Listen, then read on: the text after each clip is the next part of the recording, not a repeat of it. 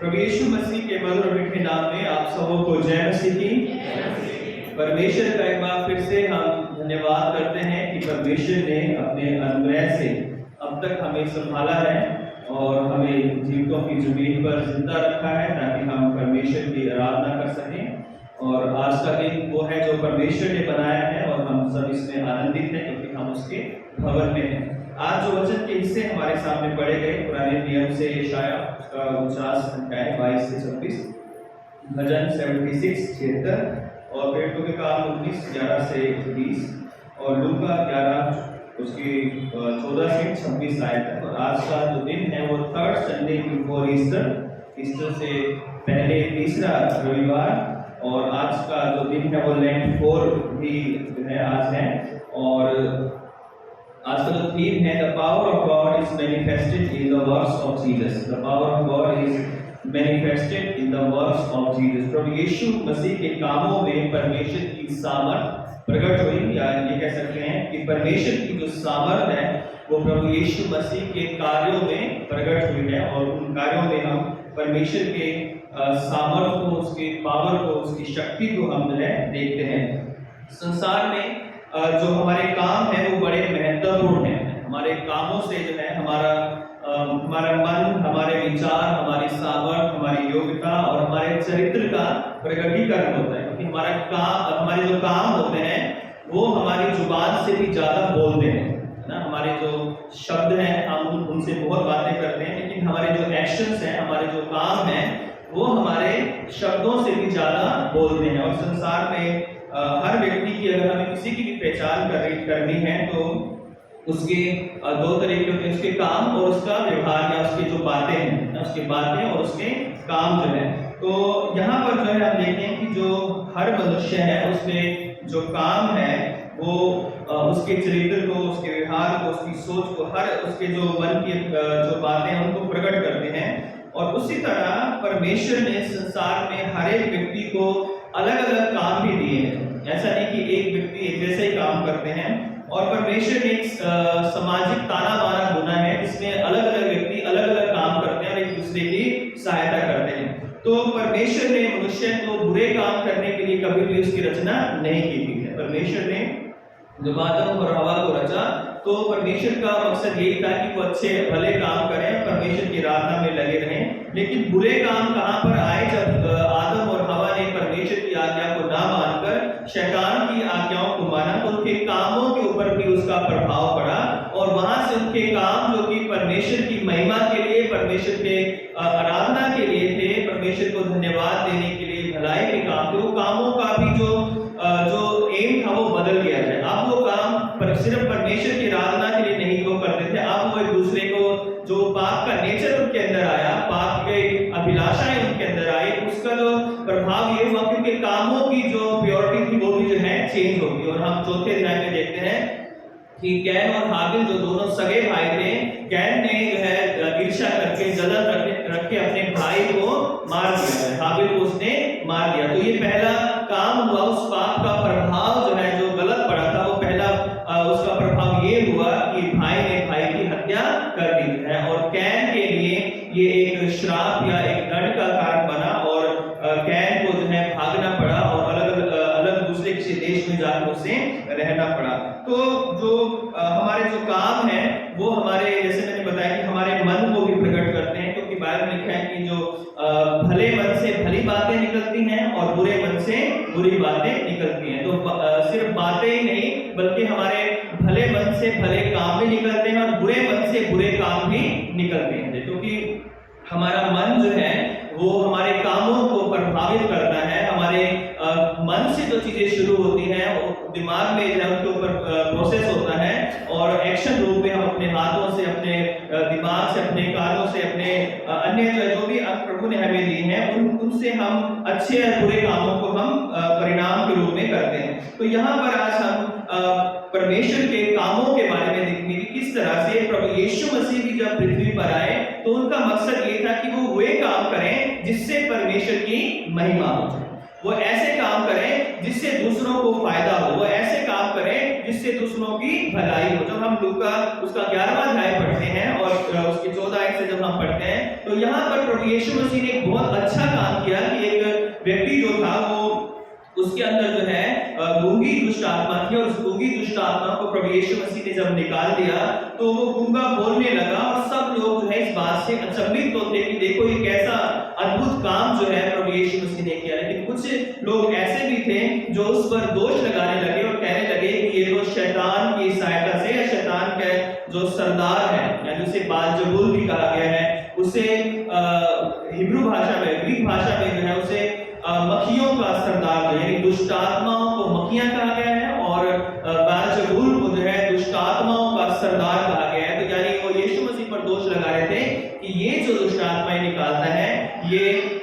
बालजबूल की या दुष्ट आत्माओं के सरदार की सहायता से दुष्ट आत्माओं को निकालता है। तो प्रभु यीशु मसीह ने उनके मन की बात को जानकर जो है तब उन्हें बातें बताई कि किसी भी राज्य में जब फूट होती है तो वो राज्य कभी स्थिर नहीं रह सकता, और इसी तरह शैतान है, यदि शैतान का विरोधी हो जाए तो शैतान का राज्य भी स्थिर नहीं रह सकता। उसके बाद प्रभु यीशु मसीह ने उन्हें दो उदाहरण दिए। एक तो एक घर के मालिक का जो बलवंत व्यक्ति है, उसने अपने घर पे संपत्ति को अपने बलवंत होने के कारण बचा रखता है, लेकिन फिर लिखा है कि उससे भी कोई बलवंत आकर जो है उसको उसके ऊपर काबू पा ले तो वो उसकी सारी संपत्ति को लूट ले सकता है। और उसके बाद यीशु मसीह ने एक उदाहरण दिया कि जब दुष्ट आत्माएं निकलती हैं तो वो यहाँ वहां विश्राम ढूंढती हैं, लेकिन जब नहीं पाती तो उसी घर में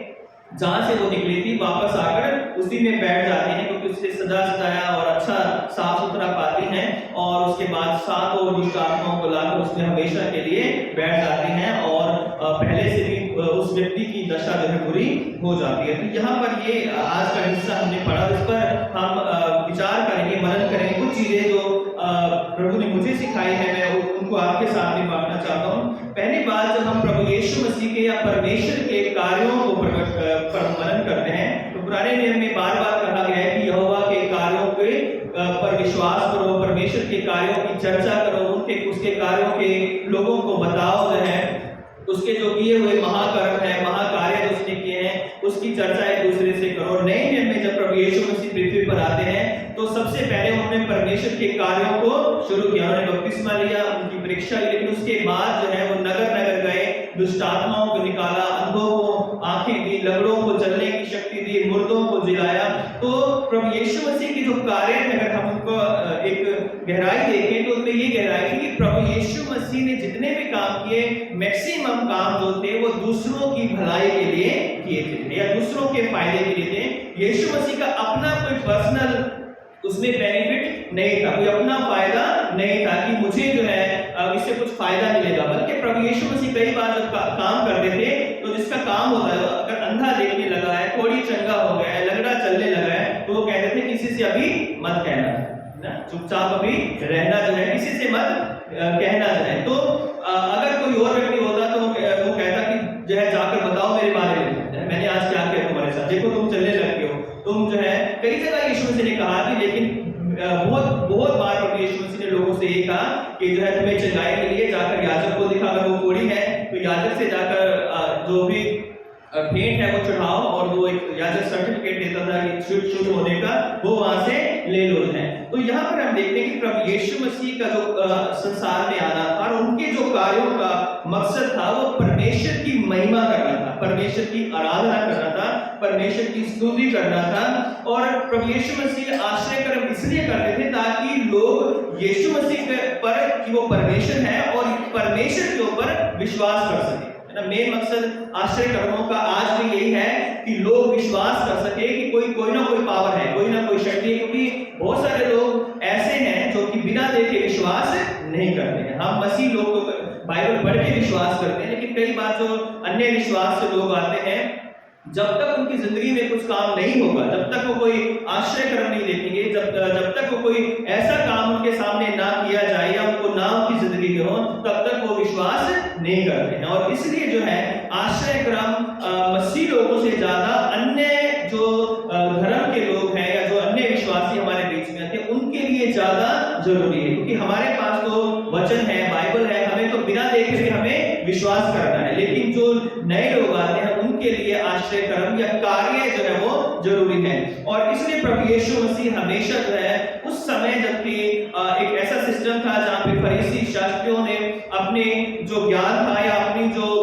शिक्षाएं थी उनसे लोगों को एक तरह से दिमागी रीति से बांध रखा था और उनसे निकालने के लिए प्रभु यीशु मसीह ने बहुत सारे आश्चर्य कर्म किए ताकि लोग ये विश्वास करें कि परमेश्वर फरीसी और शास्त्रों से कहीं बढ़कर है। परमेश्वर की सामर्थ, परमेश्वर की जो शक्ति है वो सिर्फ फरीसी शास्त्रों के कंट्रोल में नहीं है या जो वो शिक्षा देते हैं उसी कंट्रोल में नहीं है, लेकिन परमेश्वर की सामर्थ जैसे मूसा के साथ थी, जैसा अब्राहम, इसहाक, याकूब के साथ थी, आज भी यानी यीशु मसीह के समय भी वो सामर्थ काम कर रही होगी। इसलिए यीशु मसीह बड़े बड़े काम जो है लोगों के सामने करते थे ताकि लोगों का जो विश्वास है वो प्रभु यीशु मसीह पर और परमेश्वर पर जो है हो जाए और जो रिश्ता जो है वो टूटा हुआ है मनुष्य का और परमेश्वर का, वो उन आश्चर्य कर्मों को देखकर वो रिश्ता जुड़ जाए। और अक्सर कई बार जब लोग यीशु मसीह से आश्चर्य कर्म करने की डिमांड करते थे कि हमें दिखा तो सही जो क्या आश्चर्य कर्म करता है, प्रभु यीशु मसीह कहीं उन्हें आश्चर्य कर्म नहीं दिखाते थे क्योंकि वो सिर्फ ये नहीं चाहते कि चलो मैं तुम्हें आदो आश्चर्य कर्म दिखाता हूँ है और देखो मैं कितने बड़े बड़े आश्चर्य कर्म करता हूँ। अगर ऐसा करना होता तो यीशु मसीह उसी दिन पत्थरों से रोटियां बनाकर शैतान को खुश कर देते कि देखो जो है मैं आश्चर्य कर्म कर सकता हूँ। या जब यीशु मसीह उसको जो शैतान प्रभु यीशु मसीह को मंदिर के कोने पर कहता है कि वहां चल और वहां जाकर अपने आप को गिरा दे, तो तब भी यीशु मसीह ये कर सकते थे कि मैं अपने आप को गिरा देता हूँ, देख जो है इतना महान व्यक्ति मैं हूं। लेकिन यीशु मसीह ने ऐसा नहीं किया है। और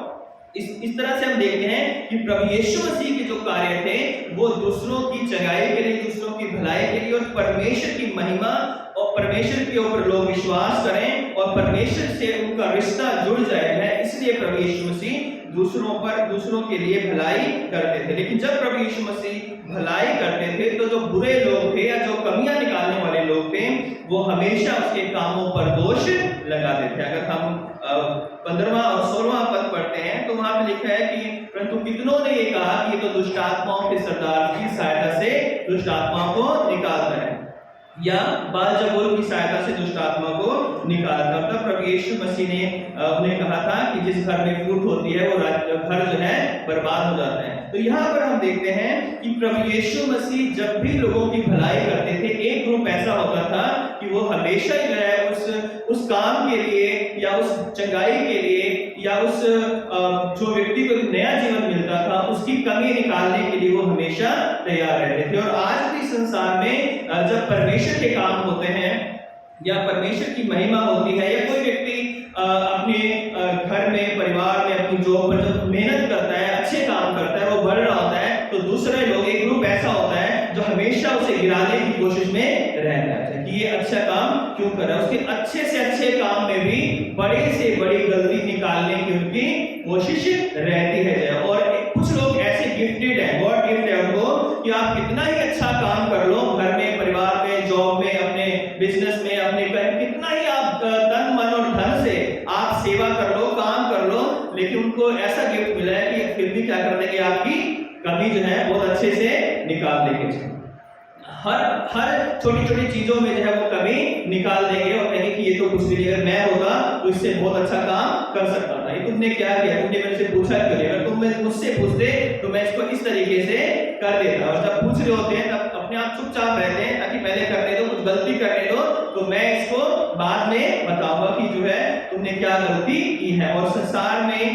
ये नेचर है मनुष्य का कि लोग जो है वो दूसरों के भले कामों पर ज्यादा दोष लगाते हैं और अच्छे कामों की प्रशंसा करते हैं, तो बुरे कामों की प्रशंसा करते हैं और अच्छे कामों की बुराई करते हैं। इसी तरह पौलुस प्रेरित जब अपने प्रचार कर रहा था, उसने बहुत सारे काम परमेश्वर के आत्मा ने उसके द्वारा किए, तो लिखा हुआ है कि जब प्रभु यीशु मसीह की सामर्थ से पौलुस ने बहुत सारे लोगों को चंगाई दी और यहाँ तक कि लोग रुमाल और अंगूठे उसकी देह से स्पर्श करके बीमारों पर डालते थे और बीमार क्या हो जाते थे, चंगे हो जाते थे। फिर 19वें अध्याय में। और उसके बाद हम देखते हैं कि कुछ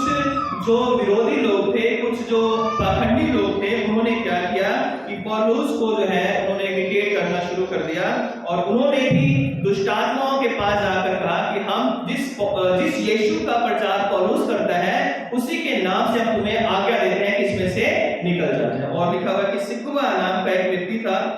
जो यहूदी था उसके 7 पुत्र थे और उन्होंने भी यही काम शुरू कर दिया कि जहां भी गए और दुष्ट आत्माओं के सामने जहां जिनमें होती थी वहां गए और कहे कि हम तुझे यीशु मसीह के नाम से कहते हैं कि इसमें से निकल जाए। उन्होंने दुष्ट आत्माओं ने कहा कि हम पौलुस को भी जानते हैं और हम यीशु मसीह को भी जानते हैं, लेकिन तुम कौन हो जाए। और लिखा हुआ है कि उन दुष्ट आत्माओं ने उन पर ऐसा उपद्रव किया, ऐसा उनको के ऊपर वो प्रबल हुई, उनको ऐसा जो है अपने काबू में किया कि वो अपने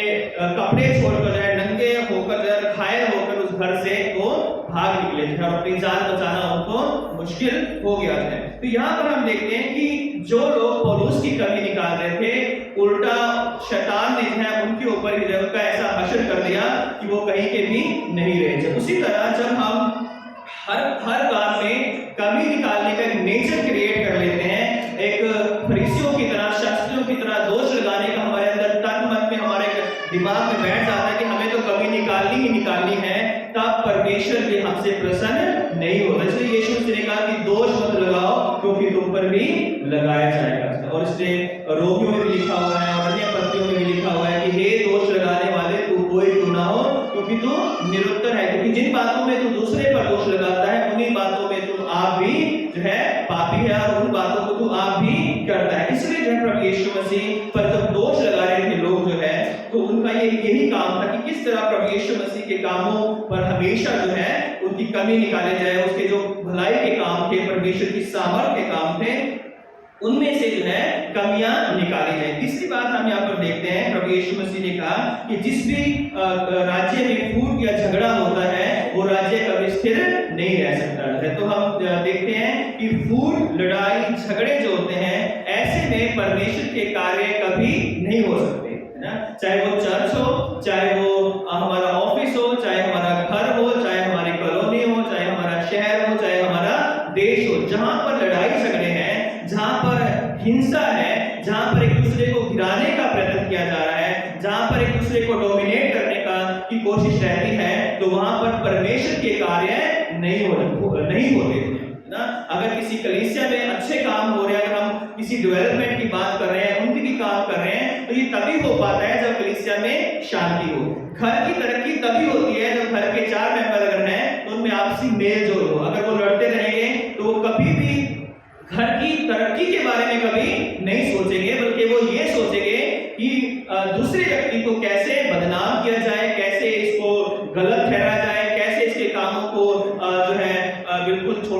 छोटा दिखाया जाए। तो उनका काम तो ये लगेगा कि एक दूसरे को कैसे गिराया जाए। और हम जो है, जो प्रभु के लोग हैं, हमें परमेश्वर ने इसलिए बनाया कि तब हम एक दूसरे की सहायता करें, एक दूसरे को कोऑपरेट करें, एक दूसरे को आगे बढ़ाएं। जैसे हमारे चर्च के अलग अलग विंग हैं, जैसे हमारी पीसी है, हमारी वुमेन फेलोशिप है, हमारा संडे स्कूल है,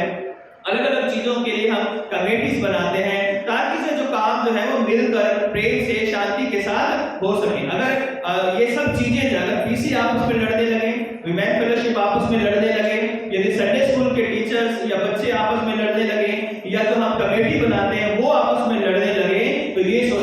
सोच लीजिए कि परमेश्वर का काम वहां पर नहीं हो सकता है।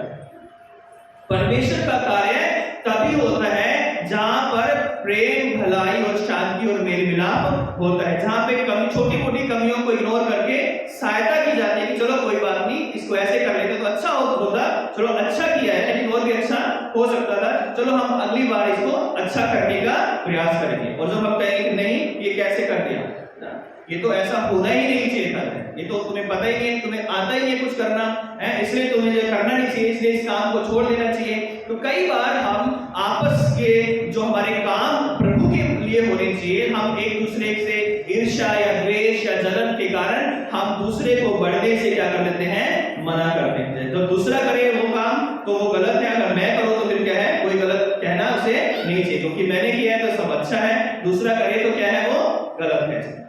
तो यहाँ पर भी हम देखते हैं प्रभु यीशु मसीह ने उदाहरण दिया है कि जिस किसी राज्य में फूट होती है, जिस किसी घर में फूट होती है, चाहे पति पत्नी लड़ते रहेंगे तो उस घर में कभी तरक्की नहीं आएगी, भाई भाई लड़ते रहेंगे उस घर में कभी तरक्की नहीं आएगी, आपस में रिश्तेदार लड़ते रहेंगे तो उस पूरे घराने में कभी बरकत नहीं आएगी। अगर कलीसिया है, आपका स्कूल है, आपका हॉस्पिटल है, आपका बिजनेस है, आपकी कंपनी है, आप आपका देश है, आपका शहर है, आपका गांव है, यदि उसमें फूट है तो वहां पर कभी भी तरक्की नहीं हो सकती। और फूट लाना जो शैतान का काम है। और इसलिए चाहे वो परमेश्वर का राज्य हो, अगर हम परमेश्वर के राज्य के लोग हैं तो अगर हमारे अंदर फूट है तो वहां पर भी परमेश्वर का कार्य नहीं हो सकता। यदि शैतान भी अपने राज्य में फूट ले आए ना, शैतान भी अगर आपस में लड़ने लगे तो शैतान का राज्य भी कभी स्थिर नहीं रह सकता। क्योंकि प्रभु यीशु मसीह ने कहा कि यदि शैतान अपना ही विरोधी हो जाए तो उसका राज्य कैसे बना रह सकता है। जब शैतान जो फूट है वो शैतान के राज्य को भी बर्बाद कर सकती है, जिसका काम ही फूट डलवाना है, तो उसका राज्य भी फूट से स्थिर नहीं रह सकता। तो यदि हम परमेश्वर के लोग जिन्होंने अलग अलग चीजों के लिए परमेश्वर ने हमें चुना है, अलग अलग कामों के लिए परमेश्वर ने अगर हमें चुना है, यदि हमारे अंदर फूट होगी तो हमारी कलीसिया, हमारा घर, हमारा परिवार, हमारी जॉब, जहां पर भी हम हैं, यदि वहां फूट है तो उस फूट के द्वारा कभी हमें परमेश्वर की आशीष नहीं मिलेगी। अगर हमें परमेश्वर की आशीष को पाना है तो हमें अपनी फूट को खत्म करना जरूरी है। यदि हमें आगे बढ़ना है, यदि हमें चर्च की तरक्की चाहिए, यदि हमें अपने परिवार की तरक्की चाहिए, यदि हमें अपने बच्चों की उन्नति चाहिए, अगर हमारे अपने घराने की उन्नति चाहिए, तो हमें फूट को खत्म करके मेल मिलाप को लाना पड़ेगा, क्षमा को लाना पड़ेगा, हिम्मत को लाना, एक दूसरे को हिम्मत देने का जो काम है उसको लाना पड़ेगा। तभी जो है हम आगे बढ़ सकते हैं। नहीं तो कैन की तरह हम मौका ही ढूंढते रहेंगे कब हाबिल मेरे काबू में आए और कब मैं उसका काम तमाम कर दूं। लेकिन प्रभु यीशु मसीह ने हमें इसलिए चुना है कि हम प्रेम और शांति और धीरज से एक दूसरे की सहायता करें। चौथी बात यह है कि प्रभु यीशु मसीह के जो कार्य हैं वो परमेश्वर के राज्य को प्रकट करते हैं। और प्रभु यीशु मसीह ने कहा कि अगर हम 20 और 23 आयत से 20 से 23 पढ़ते हैं, परंतु यदि मैं परमेश्वर के सामर्थ्य से दुष्ट आत्माओं को निकालता हूं तो परमेश्वर का राज्य तुम्हारे पास है, तो तुम्हारे बीच में है। तो आज हम परमेश्वर के राज्य को अपने बीच में देखते हैं जब हम मिलकर जो है परमेश्वर की आराधना करते हैं, जब हम गीत गाते हैं, जब हम आराधना करते हैं, जब हम कोई भी काम जब यूनिटी से करते हैं, मिलकर करते हैं, तो हम परमेश्वर के राज्य को अपने बीच में प्रकट करते हैं। जब दूसरा कोई बाहर का व्यक्ति आएगा तो हमारी एकता को देखेगा, हमारे मेल मिलाप को देखेगा, हमारे आपसी बोलचाल को देखेगा, हम एक दूसरे से मिलते हैं, एक दूसरे से हंसते हैं, एक दूसरे के साथ रहते हैं, तो दूसरे व्यक्ति के ऊपर हमारे इन कामों का प्रभाव पड़ेगा। कहेगा कि अरे इस चर्च के लोग कितने अच्छे हैं, कि आपस में मिलजुल कर रहते हैं, एक दूसरे से बात करते हैं, एक अगर कोई नया व्यक्ति भी आ जाता है उसका भी हाल चाल पूछते हैं कि ब्रदर या सिस्टर आप कौन हो, कहां से आए हो ना, कैसे आप यहाँ पर पहुंचे हो, प्रभु को आप जानते हो या नहीं जानते हो। तो यदि हमारा ऐसा नेचर होगा तो जो लोग नए आएंगे उनकी जिंदगी में भी क्या होगा, बदलाव होगा। वो एक बार नहीं 2 बार आएंगे, 4 बार आएंगे, वो हमारे जो कामों को देखकर वो स्वर्गीय पिता की महिमा करने पाएंगे। तो हमारे बीच में प्रभु यीशु मसीह के जितने कार्य थे, चाहे वो अंधों को आंखें देना, लंगड़ों को चंगा करना, दुष्ट आत्माओं से लोगों को छुड़ाना, उन सब के द्वारा प्रभु यीशु मसीह ने कहा कि ये काम जब तुम देखते हो तो ये जान लो कि परमेश्वर का राज्य तुम्हारे बीच में है, तुम्हारे साथ है। जब और प्रभु यीशु मसीह तो स्वयं परमेश्वर के राज्य थे और वही परमेश्वर है, तो जब जहां वो थे वहां पर परमेश्वर का राज्य था। और आज भी जब हमारे घर में, हमारे कलीसिया में, हमारे परिवारों में, हमारे समाज में जहां पर यीशु मसीह होते हैं तो वहां पर परमेश्वर का राज्य होता है। यदि हमारे दिल में यीशु मसीह है तो हमारे दिल में परमेश्वर का राज्य वास करता है, या परमेश्वर का राज्य हमारे अंदर है। और यदि हमारे दिल में प्रभु यीशु मसीह नहीं है तो परमेश्वर का राज्य भी हमारे बीच में नहीं है। तो यीशु मसीह के जो कार्य हैं, या यीशु मसीह ने जो दुष्ट आत्माओं, बीमारों को चंगा किया और अन्य जितने भी आश्चर्य कर्म किए, उनके द्वारा प्रभु यीशु मसीह ने ये प्रकट किया कि परमेश्वर का राज्य तुम्हारे बीच में है। और आज भी परमेश्वर का राज्य मेरे और आपके बीच में है, जो हम उसके कामों को करते हैं। लेकिन जो आखिरी कुछ आया है उसमें ये भी लिखा है कि परमेश्वर के कार्यों पर अविश्वास करना वो शैतान के कामों को बढ़ावा देना है। परमेश्वर के कामों पर अविश्वास करना वो शैतान के कामों पर को बढ़ावा देना है। और प्रभु यीशु मसीह ने इसका उदाहरण ये दिया कि एक जब दुष्ट आत्मा निकल जाती है तो वो जगह ढूंढती है, लेकिन जब उसे जगह नहीं मिलती तो वापस उसी घर में आकर जगह ढूंढने का प्रयास करती है, और जहां पर उसे वो घर सजा सजाया और साफ सुथरा उसे मिलता है।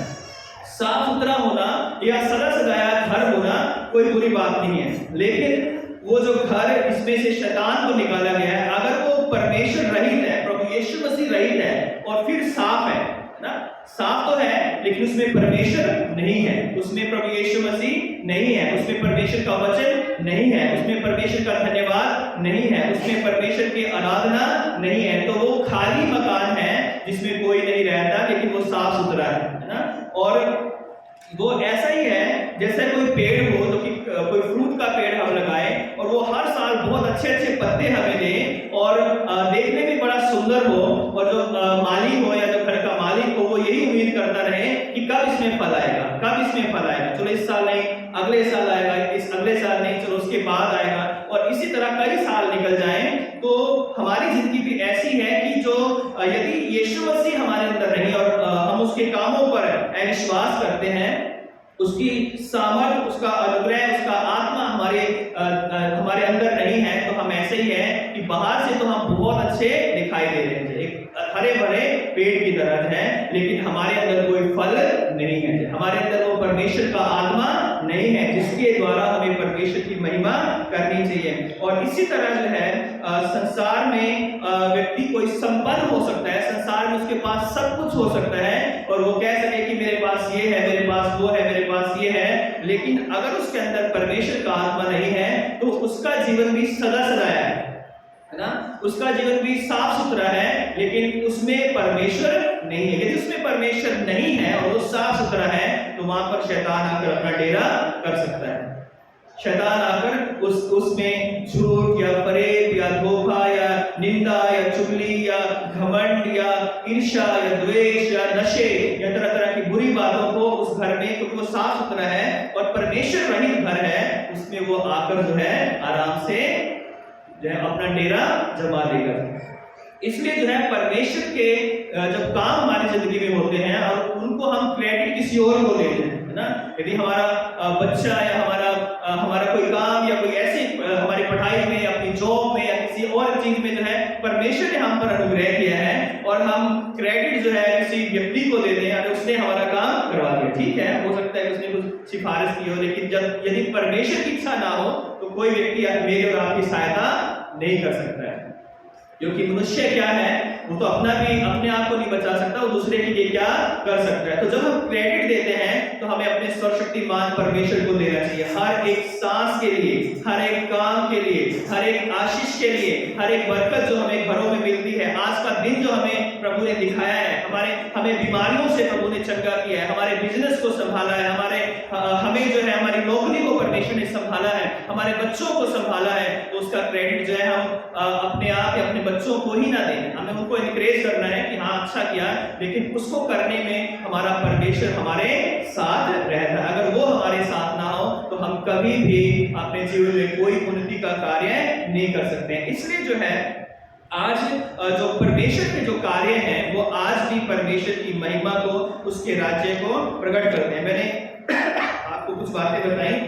पहले मैंने बात ये बताई कि प्रभु यीशु मसीह के जो कार्य थे वो दूसरों की भलाई के लिए ज्यादा होते थे। दूसरी बात मैंने बताई कि जो बुरे लोग थे वो यीशु मसीह के कामों में हमेशा कमियां ढूंढते थे। तीसरी बात मैंने बताई कि लड़ाई झगड़े और फूट जो है वो किसी भी राज्य, घर या परिवार को बर्बाद कर सकते हैं। चौथी बात मैंने बताई कि प्रभु यीशु मसीह के जो कार्य हैं वो आज भी परमेश्वर के राज्य को प्रकट करते हैं। और आखिरी बात मैंने बताई कि जब हम उन कार्यों पर अविश्वास करते हैं और उसका क्रेडिट परमेश्वर को ना देकर स्वयं लेने का प्रयास करते हैं, किसी और व्यक्ति को देते हैं, किसी नेता को, किसी जानकार को देते हैं, तब जो है वो परमेश्वर का जो क्रेडिट परमेश्वर को मिलना चाहिए वो हमारे अविश्वास को प्रकट करता है कि हम ये अविश्वास कर रहे हैं कि ये काम परमेश्वर ने नहीं किया बल्कि किसी व्यक्ति ने किया है, या हमारी योग्यता से ये काम हो गया है और हम अपनी योग्यता से कुछ भी नहीं कर सकते हैं। तो आज मेरे और आपके लिए एक सवाल है कि जैसे प्रभु यीशु मसीह के कार्यों को देखकर लोग अचंभित होते थे या विश्वास करते थे, बेशक कुछ लोग उसके आलोचना करते थे, लेकिन मैक्सिमम जो लोग थे वो विश्वास करते थे, जिसकी जिंदगी में काम होता था वो विश्वास करता था। तो आज मेरे और आपके लिए सवाल है कि जब परमेश्वर अद्भुत रीति से हमारी जिंदगी में बड़े बड़े काम कर रहा है तो मेरे और आपके काम भी कैसे होने चाहिए?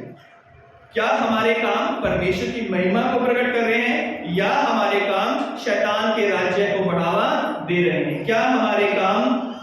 मेल जोल, शांति और भाईचारे के काम है, या हमारे काम फूट और लड़ाई झगड़े के काम है? क्या हमारे काम परमेश्वर के राज्य को प्रकट करते हैं या हमारे काम शैतान के राज्य को प्रकट करते हैं? ये हमारे हाथ में है कि हम किसके कामों को प्रकट करेंगे। सिर्फ अगर हम विश्वास करें तो लिखा है कि कर्म बिना विश्वास अधूरा है। हो सकता है कि हम कहें कि हम तो बहुत विश्वासी हैं, लेकिन काम हमारे उससे मैच नहीं कर रहे, काम हमारे परमेश्वर के राज्य से मैच नहीं कर रहे हैं। तो हमारे काम और हमारा विश्वास दोनों एक दूसरे से मैच करना जरूरी है। हम कहें कि हम प्रभु के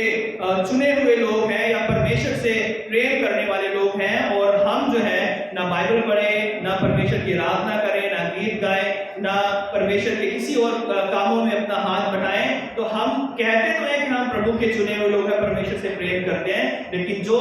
संसार में भी अगर हम एक दूसरे से प्रेम करते हैं तो हम एक दूसरे से मिलते हैं, एक दूसरे से बातचीत करते हैं, एक दूसरे का हाल चाल पूछते हैं। तो जब हम परमेश्वर से प्रेम करते हैं तो हम उससे मिलेंगे, यानी हम उससे प्रार्थना करेंगे, उसकी आराधना करेंगे, हर बात में उसको धन्यवाद करेंगे। तो आज संसार में दो तरह के काम हो रहे हैं, एक शैतान का काम हो रहा है और एक प्रभु यीशु मसीह का काम हो रहा है। तो हम किस साइड में हैं ये हमें डिसाइड करना है कि मेरे कामों के द्वारा क्या परमेश्वर की महिमा प्रकट हो रही है या मेरे कामों के द्वारा शैतान की महिमा प्रकट हो रही है। अगर शैतान की महिमा प्रकट होगी तो हमारे काम लड़ाई झगड़े, फूट और विरोध और चुगलियां और निंदा और नशे और शराब और तरह तरह के बुरे कामों में जो हम वो जो काम करेंगे तो शैतान को हम बड़ा महिमा देंगे। यदि हम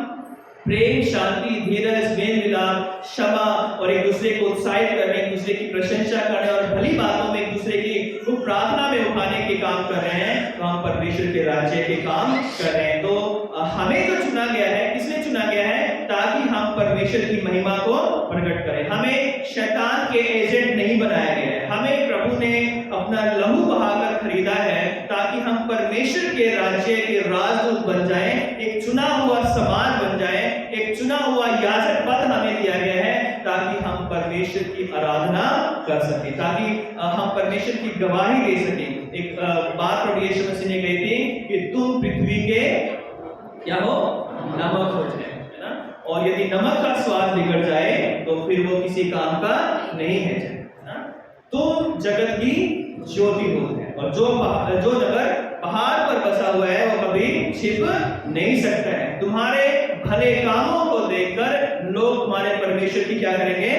महिमा करेंगे। तो मेरे और आपके काम अच्छे होना जरूरी है, और सिर्फ अच्छे ही होना जरूरी नहीं है बल्कि वो परमेश्वर की इच्छा के अनुसार होना बहुत ही जरूरी है। और जहां पर प्रेम, भलाई और शांति होगी वो कलीसिया, वो घर, वो राज्य, वो देश तरक्की करेगा। और जहां पर जिस घर में फूट होगी, लड़ाई झगड़े होंगे, जिस कलीसिया में फूट और लड़ाई झगड़े होंगे, वहां पर हम किसी डेवलपमेंट की बात नहीं कर सकते। फिर तो वहां पर जो है हम खींचातानी में ही लगे रहेंगे। और हम प्रभु का धन्यवाद करते हैं कि सेंट फ्रांसिस चर्च की कलीसिया परमेश्वर के नाम में आगे बढ़ रही है और परमेश्वर के नाम में कई कामों को करने की योजनाएं बना रही है। और परमेश्वर हम सब की प्रार्थनाओं के द्वारा, हम सब के एक दूसरे के कॉन्ट्रीब्यूशन के द्वारा परमेश्वर हमारे लिए बड़े बड़े काम करने वाला है। इसके लिए हम परमेश्वर का धन्यवाद करते हैं। और हमें अपने जीवन में परमेश्वर के कार्यों पर विश्वास करके परमेश्वर के कामों को करना है ताकि परमेश्वर का राज्य हमारे बीच में बना रहे। आइए प्रार्थना करें। सर्वशक्तिमान पिता परमेश्वर, सारा आदर, सारी महिमा, सारा जलाल हम आपको देते हैं। धन्यवाद करते हैं कि आपने हमें ये मौका दिया कि हम आपके वचन को सीखें, समझें, सुने और इस पर चल सकें। प्रभु, हम केवल बोलने वाले या सुनने वाले ही ना हो, बल्कि प्रभु अपने जीवन में वचनों को मानने वाले भी हों। हे पिता, हे पवित्र आत्मा, हमारी सहायता कर और इस पूरी कलीसिया को अपने राज्य के लिए इस्तेमाल कर। हमारे सबके काम ऐसे हों जिससे आपके नाम की महिमा हो और अन्य लोगों का विश्वास बढ़े और लोग पिता परमेश्वर आपके नजदीक आए और अपना जीवन आपको समर्पित करें। धन्यवाद के साथ प्रार्थना उद्धारकर्ता यीशु क्रिस्त के नाम से मांगते हैं, आमीन। आप सबों को जय मसीह की।